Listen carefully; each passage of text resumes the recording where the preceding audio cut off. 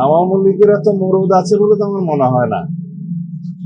একে তো নিষিদ্ধ ঘোষিত দল, মাফিয়া শক্তি, তারা মাঝে মধ্যে বিদেশ থেকে উকি ঝুঁকি দিচ্ছে, এর বেশি তো তোরা তো দেখি না।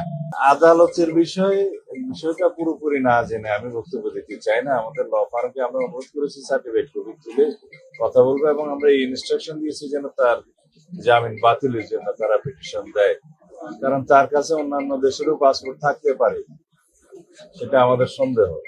মাননীয় মন্ত্রী আরেকটা শুনছি, এখানে অনেকে বলার চেষ্টা করছে যে আইনি প্রক্রিয়ার চেয়ে কূটনৈতিক প্রক্রিয়ায় তাকে ফিরিয়ে আনার সম্ভাবনা অনেক বেশি, কারণ আইনি যদি অন্য কোথাও নাগরিকত্ব না সেখানে জটিল অনেক ব্যাপার আছে। প্রক্রিয়াই তো চলছে, কিন্তু ওইখানে তার আদালতে যাওয়ার হয়তো একটা অধিকার আছে, সেজন্য আদালতে গিয়েছে। কূটনৈতিক প্রক্রিয়ায় তো আমরা ফেরত আনার চেষ্টা করছি।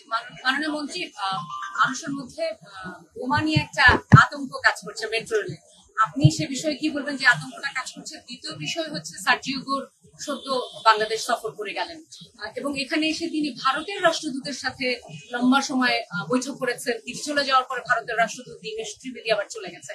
এটা আসলে রাজনীতিতে কোনো বার্তা দেয় কিনা? মানে বিএনপি গভর্নমেন্ট এই বৈঠককে কিভাবে দেখছে? প্রথমটা কি ছিল? বোমা আতঙ্ক। রথযাত্রা এবং উল্টো রথযাত্রা, এই দুইটাকে আমরা নিরাপদ করার জন্য সমন্বিত প্রয়াস নিয়েছিলাম। আমাদের আইন শৃঙ্খলা রক্ষাকারী বাহিনী, গোয়েন্দা সংস্থা সমূহ খুব সমন্বিত প্রচেষ্টা নিয়েছিল, কোনো অসুবিধা হয় নাই এবং শান্তিপূর্ণভাবে সেটা অনুষ্ঠিত হয়েছে।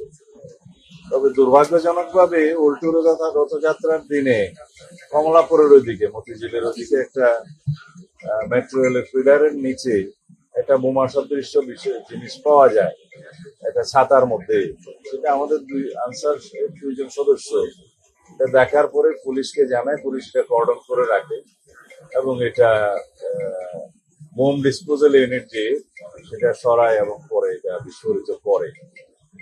এতে করে খুব শঙ্কিত হওয়ার কোনো কারণ নাই। কোন পক্ষ হয়তো চেষ্টা করেছিল যে সাম্প্রদায়িক সম্প্রীতি বিনষ্টের কোনো কিছু করা যায় কিনা, তারা হয়তো চেষ্টা করেছিল। আমরা সেটা সেভাবে দেখছি এবং একটা তদন্ত পরিচালনা করছি আমরা, এর পিছনে কারা আছে ফাইন্ড আউট করার জন্য। এরপরে আশুলিয়াতে আরেকটা এরকম বোমা সদৃশ্য জিনিস পাওয়া গিয়েছে, যে একটা ব্যাগ রেখে গেছে একজন দুষ্কৃতকারী, পরে সেটা একই কায়দায় উদ্ধার করে আমরা বিস্ফোরিত করেছি। এই ঘটনাগুলোর যোগসূত্র আছে কিনা সেটা তদন্ত করতে বলেছি আমরা, তদন্ত পরিচালিত হচ্ছে। তবে আগের সময়ের তুলনায় যদি আমরা তুলনামূলক বিবরণী দেই একই সময়ে এই বিষয়গুলো কিরকম হয়েছে, তার তুলনায় এটা অনেকটা কম। তবে আমরা সবসময় সতর্ক আছি এবং আমাদের এই জাতীয় বিষয়গুলো যারা অ্যাড্রেস করে আছি, আমাদের উগ্রবাদী তৎপরতা বা এই জাতীয় সাম্প্রদায়িক সম্প্রীতি বিনষ্ট করার যে সমস্ত তৎপরতা, এগুলো যারা মনিটর করে, আমাদের স্পেশাল টিম আছে, তারা এই ব্যাপারে সতর্ক আছে। সার্জিওর ব্যাপারে পররাষ্ট্র মন্ত্রণালয় নিশ্চয়ই এটা ব্রিফ করেছেন। অন্য দেশের রাষ্ট্রদূত, তিনি এগুলো পররাষ্ট্র মন্ত্রণালয় ব্রিফ করেনি। এই বিষয়টা পররাষ্ট্র মন্ত্রণালয়, তারা তো ব্রিফ করেছে।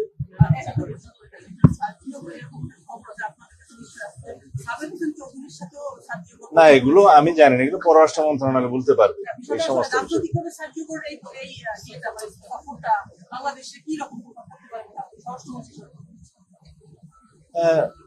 সার্জিওর মাননীয় প্রধানমন্ত্রীর সাথে কল আনার পরে নিজেই তো স্টেটমেন্ট দিয়েছেন যে তিনি বাংলাদেশের বর্তমান প্রধানমন্ত্রী জনাব তারেক রহমানের নেতৃত্বে আশাবাদী এবং আস্থাশীল, এবং যুক্তরাষ্ট্র আমাদের মাননীয় প্রধানমন্ত্রীর নেতৃত্বের প্রতি আস্থা রেখেছেন এবং তার নেতৃত্বে বাংলাদেশের অগ্রগতি সাধিত হবে তিনি আশা প্রকাশ করেছেন।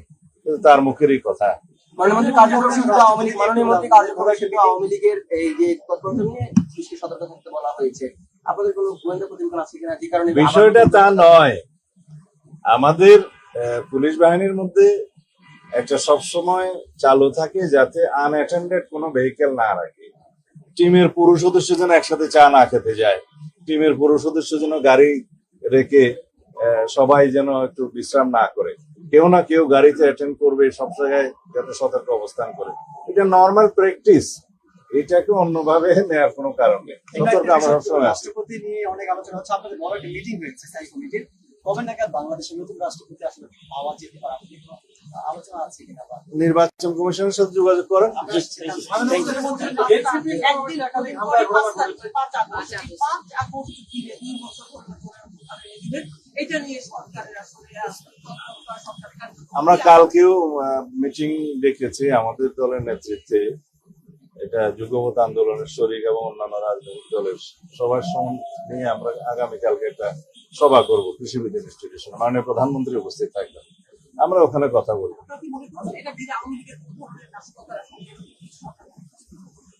আওয়ামী লীগের এত মরুদ আছে বলে তো আমার মনে হয় না। একে তো নিষিদ্ধ ঘোষিত দল, মাফিয়া শক্তি, তারা মাঝে মধ্যে বিদেশ থেকে উকিঝুঁকি দিচ্ছে, এর বেশি তৎপরতা তো দেখি না।